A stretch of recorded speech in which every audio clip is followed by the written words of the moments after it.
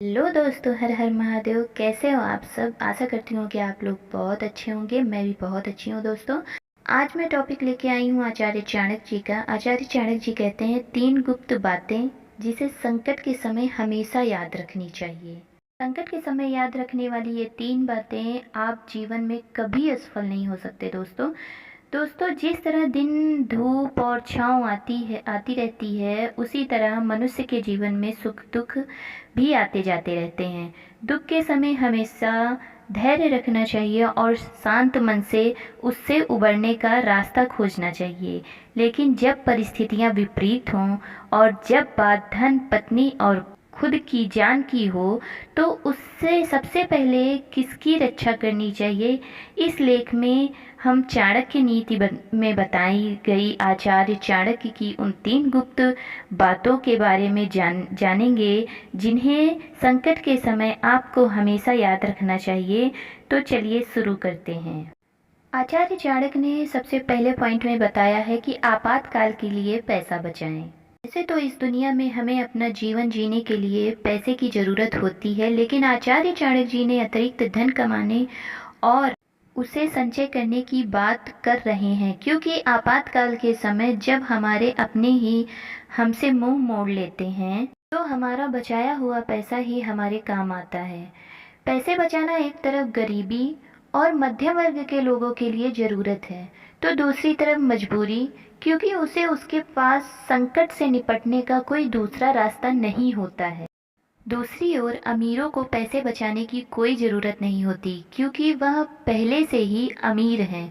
तो अब सवाल उठता है कि चाणक्य ने सभी को पैसे बचाने के लिए क्यों कहा है? लक्ष्मी स्वभाव से चंचल होती हैं।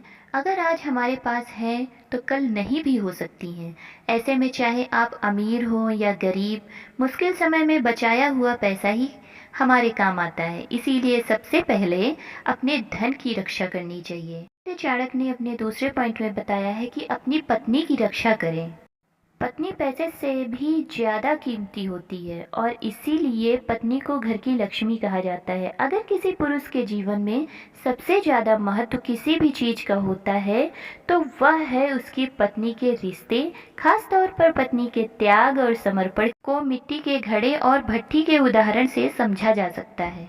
मिट्टी का घड़ा स्त्री है तो भट्ठी को पुरुष समझिए। मिट्टी के बर्तन को भट्ठी में इस तरह पकाना होता है कि वह ना तो कच्चा रहे और ना ही ज़्यादा पका रहे, क्योंकि दोनों ही स्थितियों में मिट्टी का बर्तन बेकार हो जाएगा और किसी भी काम का नहीं रह जाएगा। इसीलिए मिट्टी के बर्तन को भट्ठी में इस तरह पकाना होता है कि दोनों की सार्थकता बनी रहे। तभी गर्मी के मौसम में ठंडे पानी का आनंद लिया जा सकता है।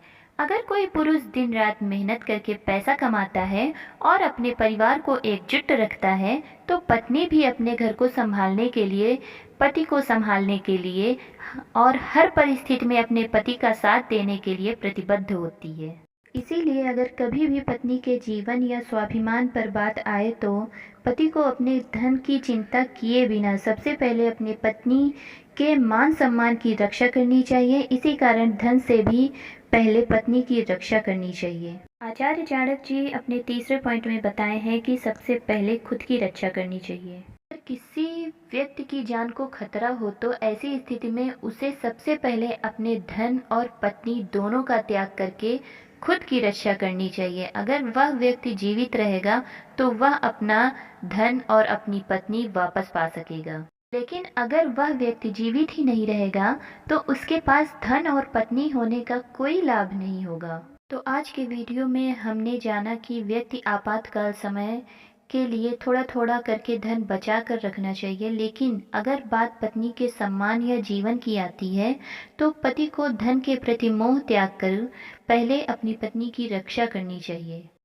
लेकिन जब बात खुद के जीवन की आती है तो व्यक्ति को सबसे पहले अपने जीवन की रक्षा करनी चाहिए, फिर चाहे इसके लिए उसे अपना धन या पत्नी को क्यों न खोना पड़े। दोस्तों, चाणक्य नीति की शिक्षाएं, सिद्धांत और उद्धरण शामिल हैं। हालांकि यह सिद्धांत और शिक्षाएं व्यक्ति की सोच पर निर्भर करती हैं, क्योंकि हर व्यक्ति की सोच अलग अलग होती है। हमारा मुख्य उद्देश्य यह है कि लोग इस चाणक्य नीति को समझें और इसे अपने जीवन में उतारें। अगली बार फिर लौटेंगे एक नए वीडियो के साथ। तब तक के लिए धन्यवाद।